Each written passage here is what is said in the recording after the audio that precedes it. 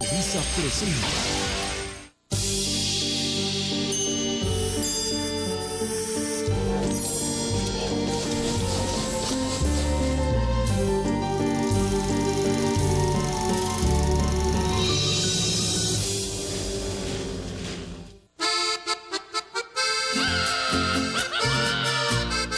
La ganadería mexicana no solo ha contribuido a la economía y alimentación de los mexicanos, también es parte fundamental del espíritu nacional. Sería imposible concebir a nuestro país sin sus charros, sin sus jaripeos, sin un sector pecuario que representa sustento y cultura para millones de personas y es una palanca de desarrollo y prosperidad para el campo mexicano.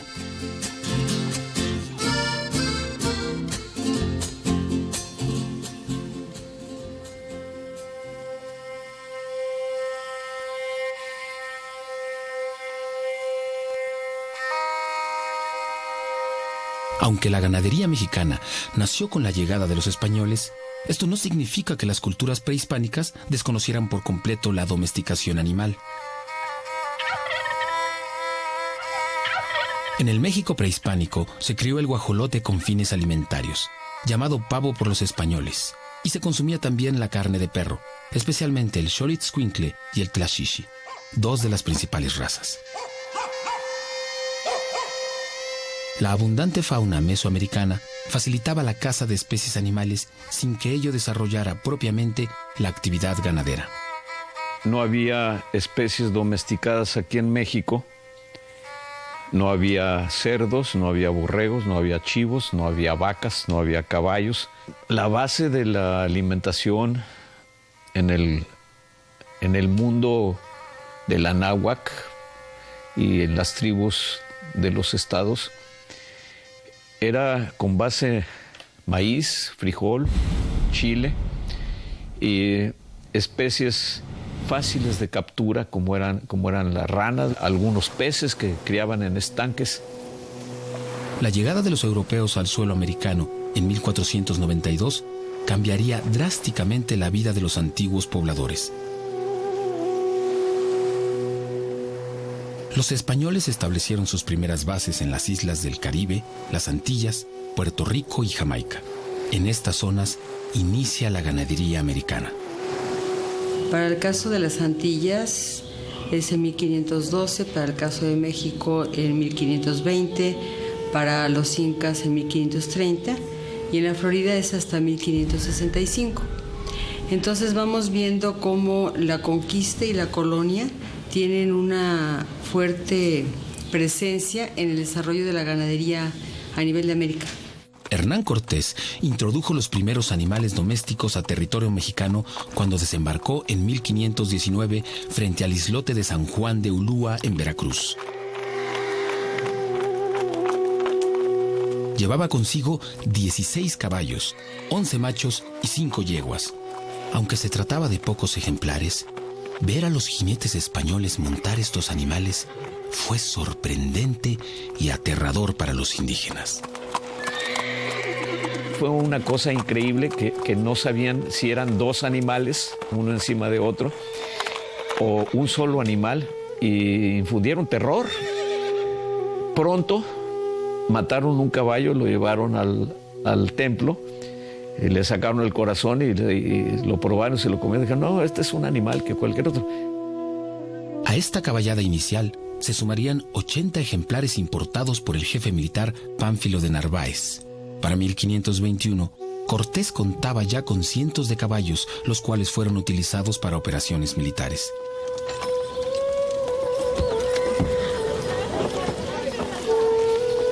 El 13 de agosto de este mismo año, cayó la gran Tenochtitlán.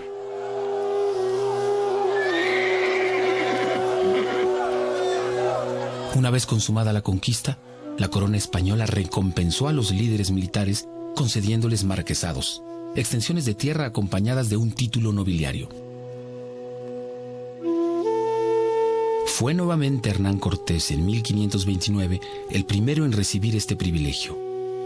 Para aprovechar los recién adquiridos terrenos, trajo cerdos desde Cuba y se dedicó a su crianza en una zona cercana a Oaxaca. El gran iniciador, el gran personaje en ese momento, que es el que detona la ganadería mexicana, es precisamente Hernán Cortés. Él fue el primer ganadero. La cría de porcinos fue la primera ganadería del México colonial. El transporte resultaba relativamente sencillo. Los cerdos ocupaban poco espacio y además se alimentaban con el maíz obtenido por medio de las encomiendas, sistema social en el que los españoles protegían y evangelizaban a los indígenas a cambio de un tributo. El resto de especies, borregos, bovinos, incluso abejas, fueron incorporándose poco a poco a territorio mexicano. Las introducciones iniciales fueron sumamente modestas por las complicaciones logísticas que representaba el mover. Imagínese usted mover vacas, mover caballos en los barcos, en los navíos que había en aquella época. Era toda una hazaña. En medio de la transformación social y cultural que implicaba el mestizaje, la historia de la ganadería mexicana estaba por comenzar. La llegada española implicó una mezcla de culturas y formas de producción donde la ganadería novohispana sería uno de los sectores que mayores transformaciones experimentó y cuyo crecimiento fue notable. Se inicia sobre todo a partir de 1525 una reproducción masiva de ganado, sobre todo ganado vacuno, que crece literalmente como plaga. Es un ganado que se reproduce prácticamente hasta el límite de su capacidad reproductiva, es decir, sin depredadores. Así como el nacimiento de la ganadería trajo consigo alimento y productos para la población, el uso de los animales de carga desempeñó un papel fundamental en el desarrollo de la minería y el comercio agrícola, sustituyendo en buena medida al tameme, el indio cargador. Las minas necesitaban fuerza motriz, fuerza de trabajo, y ahí estaban los caballos, las mulas, los burros, los bueyes, que eran como la fuerza pesada de la transportación. Está muy documentado el número de esclavos que se intercambiaron para traer ganado de las Antillas, que era donde habían poblado inicialmente los españoles con ganado. Se estima pues que se intercambiaron más o menos 80 indígenas por cada primera res que llegó a la Nueva España. Otros productos obtenidos de la ganadería eran igualmente importantes para la industria minera. El cuero se usaba para tejer correas, el sebo como lubricante para la maquinaria y para elaborar las velas con que se iluminaban los túneles.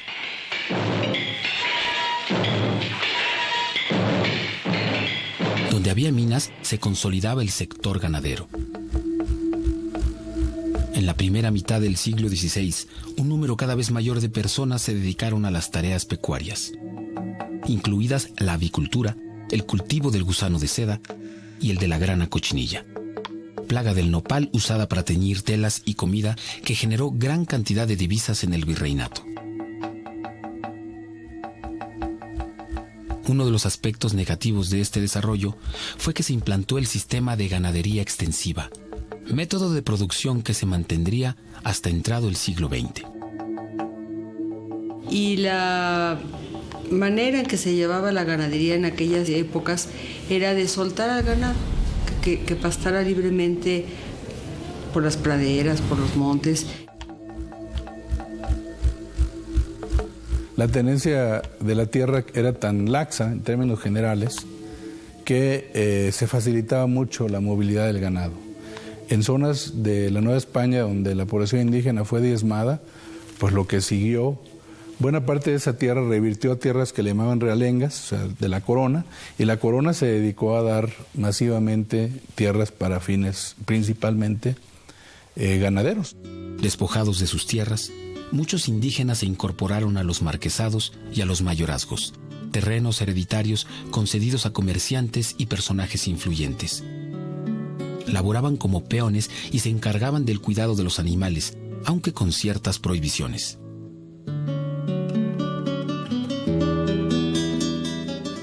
Había legislación indiana que prohibía con pena de muerte, que los indígenas montaran a caballo. Y eso tardó años en que fuera revocado ese decreto. En la práctica, este decreto no resultaba fácil de cumplir. Los caballos pastaban en libertad y había que lazarlos, jinetearlos, amansarlos con la reata. Por otro lado, la monta era indispensable para controlar el creciente número de ganado. Porque se juntaban unos 300 o 400 jinetes a rodear el ganado, hacer literalmente un cerco muy grande de varios kilómetros para juntar el ganado, concentrarlo. Debido a esto, Antonio de Mendoza, primer virrey de la Nueva España, se vio obligado a permitir la monta de caballo a los indígenas, que pronto ganaron fama de excelentes jinetes y se distinguieron en el jaripeo. Fue así como surgió la charrería.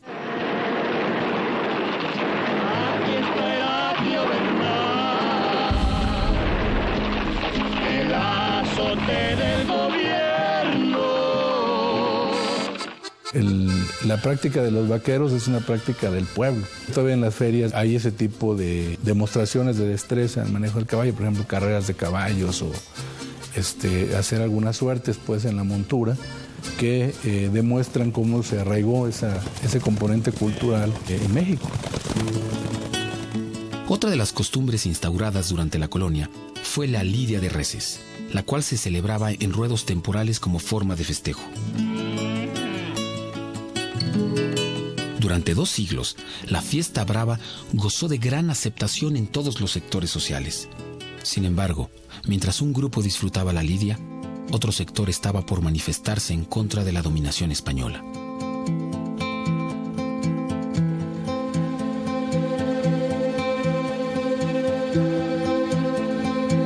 La Guerra de Independencia daría origen a un país libre donde la actividad ganadera enfrentaría nuevos desafíos.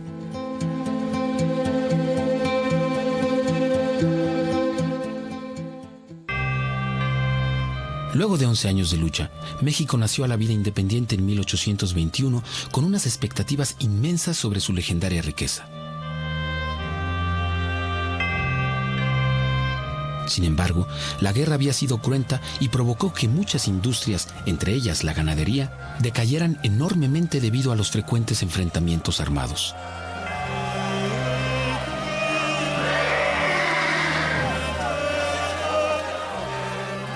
Pero a veces no nos damos cuenta de qué significa una guerra de más de 10 años, como fue la Guerra de Independencia.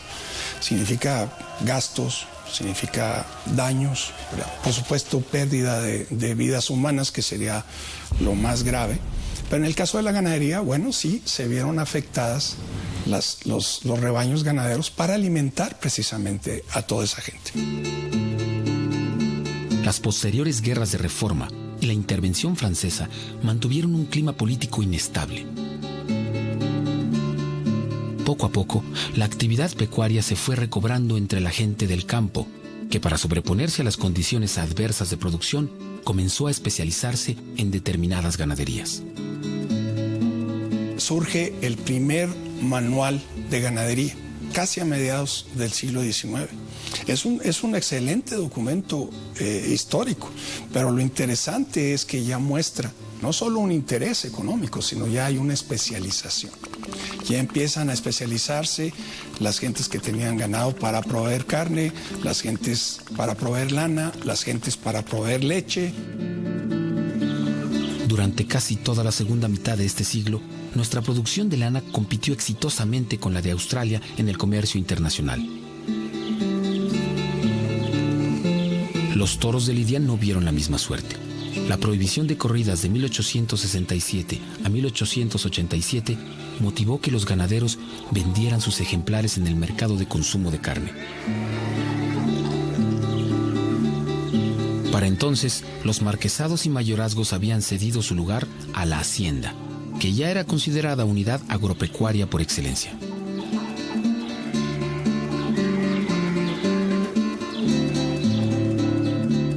Con el triunfo liberal, el país comenzó a pacificarse paulatinamente, lo que permitió la construcción de infraestructura en comunicaciones.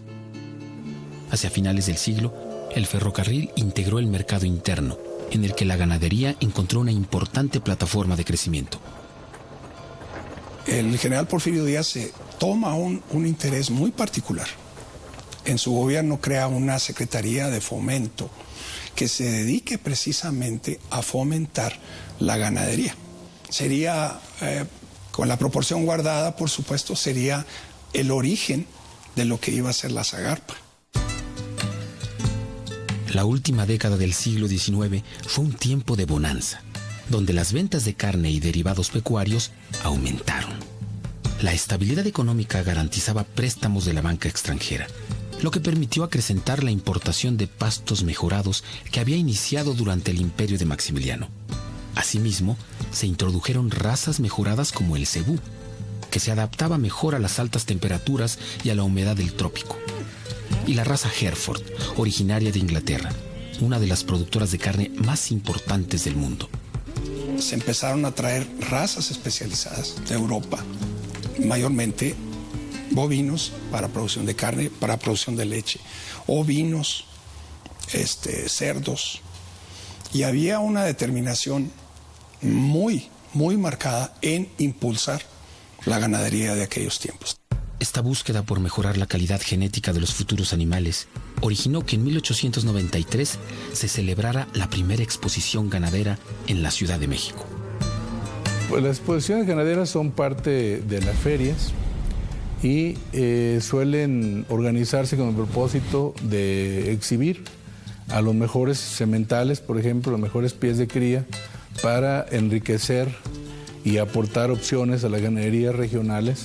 Los ganaderos mexicanos tuvieron tanto éxito que para 1902 había más de 10 millones de bovinos. Pero un nuevo movimiento social se aproximaba. Los campesinos demandaban tierra y en 1910 estalló la revolución. La ganadería sería uno de los sectores clave de este movimiento, aunque también uno de los más afectados.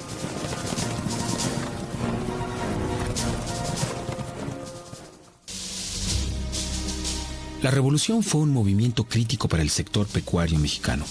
Durante este periodo, el ganado fue utilizado por los diferentes grupos como alimento y moneda de cambio para conseguir armas, parque y uniformes. Muchas veces fue obtenido mediante robo o préstamo forzoso a cambio de pagarés que nunca se liquidaron. Se habla de que pudimos haber perdido entre el 80, inclusive el 90% del inventario ganadero de aquel entonces, ¿sí? Y todo aquello que se había logrado de razas especializadas, de sistemas de producción, de captación y distribución de agua para para abrevar al ganado, pues prácticamente desaparece. Fue hasta principios de los años 20 que el país recuperó la calma y se inició la reconstrucción nacional. A fin de repoblar el decaído campo mexicano, el gobierno de nuestro país estableció un convenio con Estados Unidos para importar reses genéticamente superiores. Como los pastizales se encontraban despoblados, el abundante alimento ayudó a que la ganadería nuevamente comenzara a despuntar. Lázaro Cárdenas llegó a la presidencia en 1934 con una política de gran convicción social. Impulsó la reforma agraria y con esta la expropiación de terrenos particulares que posteriormente fueron entregados a los campesinos. Ante las protestas y con el objetivo de dar garantías al sector pecuario, Cárdenas hizo una excepción y estableció las concesiones de inafectabilidad ganadera. Estos certificados implicaban el tener la posibilidad durante 99 años que la tierra no fuera repartida. Entonces es curioso que Cárdenas, que hizo la reforma agraria, al sector ganadero lo aísla de esta norma. Se otorgaron cerca de 800 concesiones, las cuales abarcaban una extensión de entre 6 y 9 millones de hectáreas, la mayor parte en el norte del país. Estos privilegios no solo fallaron en dar certeza a los ganaderos, sino que impidieron la integración agrícola y ganadera. En otros países se siembra los mismos forrajes que se le va a dar al ganado en el rancho. A partir de la ley agraria, si se cultivaba dentro del rancho, pues entonces esa tierra podría tener vocación agrícola y entonces había que repartirla a los campesinos. Otra de las iniciativas cardenistas fue la promulgación de la Ley de Asociaciones Ganaderas, la cual establecía que los productores se organizaran regionalmente. Para unificar estos grupos, surgió la Confederación Nacional Ganadera, encargada de buscar las mejores condiciones para la industria.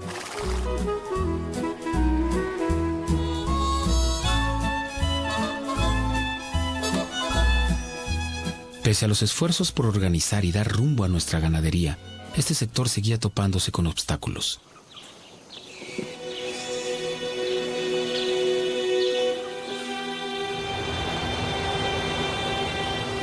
En 1946 arribó a nuestro país, proveniente de Brasil, la fiebre aftosa, que rápidamente invadió el centro de México.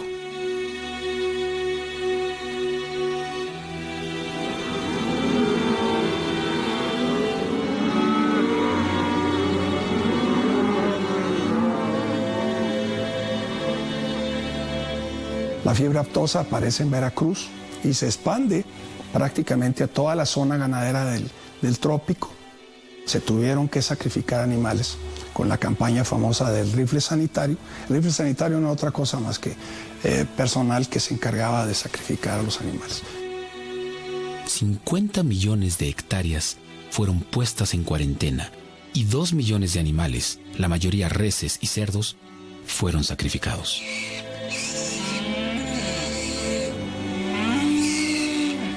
A finales de noviembre de 1947, se juzgó que el exterminio había sido una medida efectiva contra la enfermedad. A partir de este momento, se implantó un plan combinado de cuarentena y vacunas, limitando el sacrificio de ganado a lo estrictamente necesario. El medicamento se obtiene utilizando cultivos de las mucosas que recubren la lengua de animales inoculados previamente.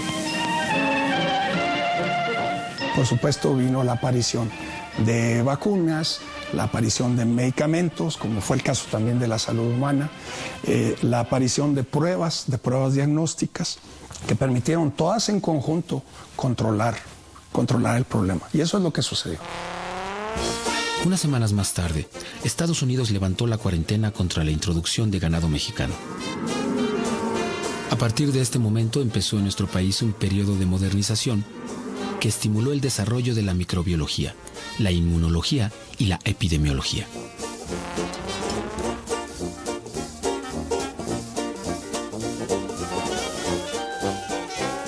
Con una industria ganadera fortalecida por los obstáculos, México se preparaba para comenzar una nueva época.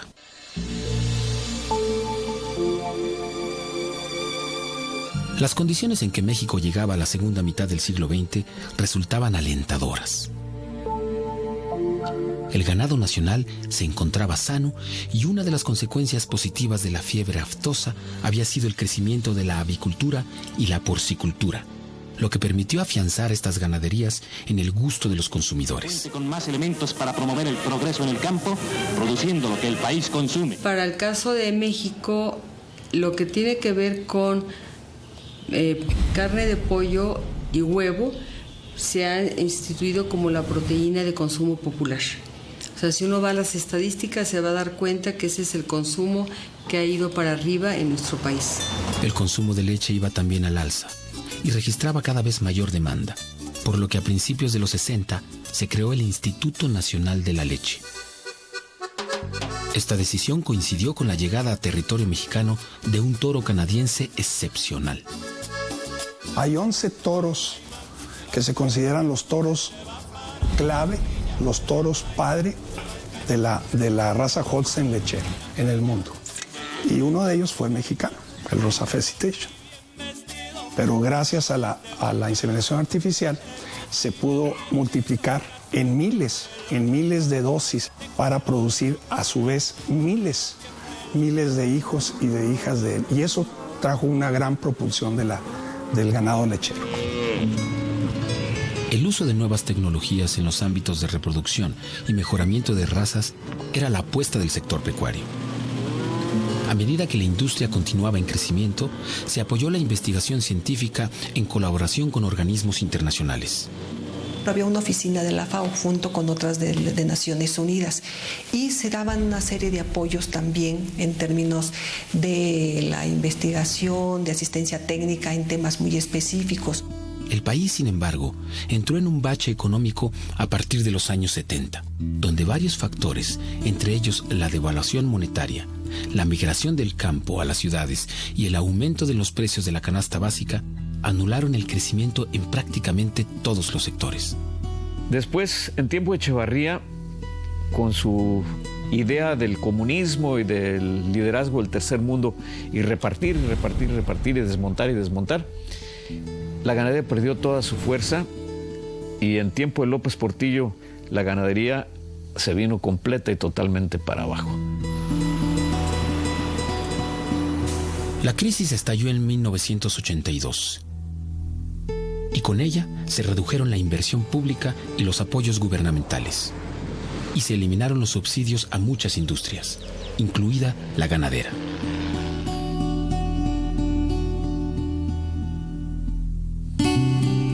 Cuando el presidente Salinas de Gortari anunció en 1991 reformas al artículo 27 constitucional, puso fin al reparto agrario y permitió la entrada de capital privado al campo. Con esto se crearon las condiciones para el Tratado de Libre Comercio de América del Norte, que entró en vigor el 1 de enero de 1994. Y entonces la idea de la apertura comercial era establecer las condiciones de competitividad de los productores mexicanos en todos los sectores. Es decir, mientras hubiera una frontera cerrada, una protección, pues no había el incentivo de mejorar. Entre las características de este tratado se encontraba la liberación inmediata de aranceles a productos agropecuarios como el ganado bovino en pie, carne en canal o en sus distintas presentaciones y la miel de abeja, además de la progresiva liberación de otros productos del campo. Esto abrió una brecha productiva entre los grandes ganaderos, capaces de realizar altas inversiones, y los pequeños propietarios. Obviamente, para beneficiarse del TLC hay que tener capacidad exportadora. Esa capacidad la tiene un segmento muy pequeñito del sector ganadero en México. Esto ya es todo a nivel industrial. Entonces son grandes instalaciones donde se tiene todo un control sanitario y solamente una persona que tenga fuertes recursos podrá invertir. La Zagarpa, Secretaría de Agricultura, Ganadería, Desarrollo Rural, Pesca y Alimentación, se creó a principios del nuevo milenio con el objetivo de unificar las actividades del sector agropecuario. Durante los años siguientes se impulsaron distintos programas cuyo enfoque era distinto a los de administraciones anteriores. Con Campo y Progan lo que se hizo fue poner un subsidio al activo productivo, un subsidio a la hectárea o un subsidio a la cabeza de ganado para no subsidiar kilos de maíz o kilos de fertilizante o kilowatts o litros de agua. Es así como el sector pecuario se vio inmerso en un acelerado proceso de modernización que sentaría las bases para la producción actual y el crecimiento de los años futuros.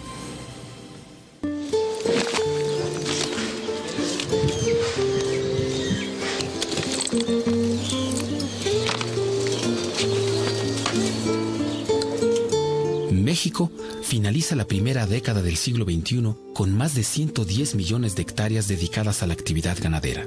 Las aves son el sector con mayor producción, con 2.580.000 toneladas, seguidas por la carne de res, con 1.667.000 toneladas y 1.160.000 toneladas de carne de cerdo. Muy lejos se encuentran los caprinos y los borregos, con producciones menores a las 4.000 toneladas. En términos de consumo interno, es decir, la presencia alimentaria en las mesas mexicanas, el pollo ocupa el primer lugar, seguido por la carne de puerco.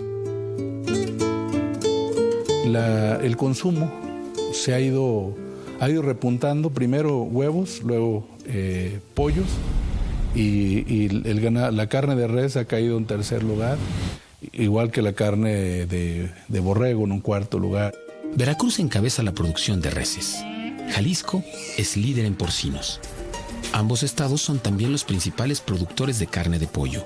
Entre ambos, crían más del 50% de la producción total del país. Se trata de territorios con una centenaria tradición ganadera que ahora, bajo nuevos esquemas de financiamiento y comercialización, han consolidado su estatus productivo. En estos 10 años creo que se han dado dos fenómenos muy importantes. Primero, la apertura comercial en toda su extensión con relación a Estados Unidos de Norteamérica, y por otro, pues un cambio en el sistema político que ha permitido mucho mayor participación de diversos agentes en el diseño de políticas públicas relacionadas con el campo. En el ámbito internacional, México ocupa el 7º lugar en la producción de ganado bovino, 4º lugar en la de pollo, 8º en la de miel, 5º en la de huevo y 16º en producción de leche. A pesar de esto, considerando el abundante ecosistema mexicano y su potencial, nuestro país aún enfrenta grandes desafíos. Y en términos generales, aunque quizá este sea el mejor México que jamás hayamos tenido, no corre a la velocidad requerida en sus mejoras para hacer un mejor entorno de negocios que la oferta que dan muchos otros países. Yo diría que básicamente son 3 los factores que lo limitan. Uno es la falta de normas. O sea, nosotros no tenemos normas, sobre todo de calidad, como sí tienen los países con los que competimos. El segundo factor es la escala. O sea, nosotros tenemos muy pulverizada la producción rural, los predios son pequeñísimos, y el tercer factor que limita la competitividad de México es la falta de certidumbre. O sea, no hay esquemas, tal vez con la excepción de Procampo, de largo plazo.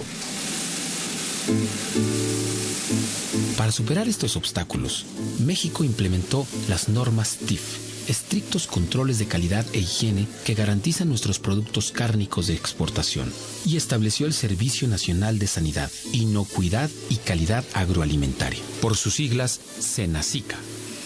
SENASICA, por ejemplo, si una zona tiene una enfermedad y otra región del país no la tiene que haber un sistema para asegurar que el transporte se haga en condiciones que no pongan en riesgo esa zona donde está libre de enfermedades.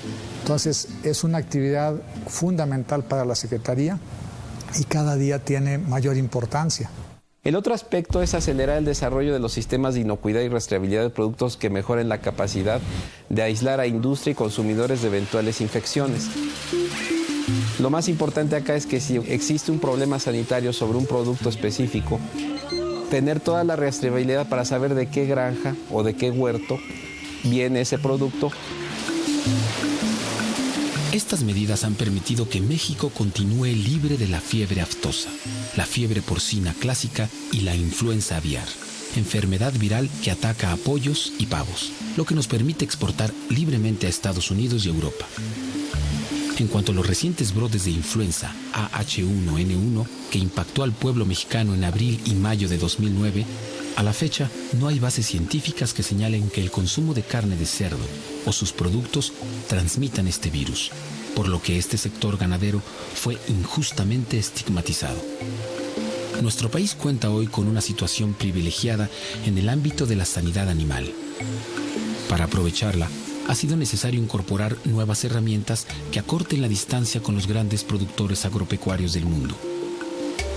El uso de las biotecnologías, herramientas basadas en un enfoque multidisciplinario que combina agricultura, medicina, ciencia de los alimentos y cuidado del medio ambiente, representa el futuro de la ganadería mexicana.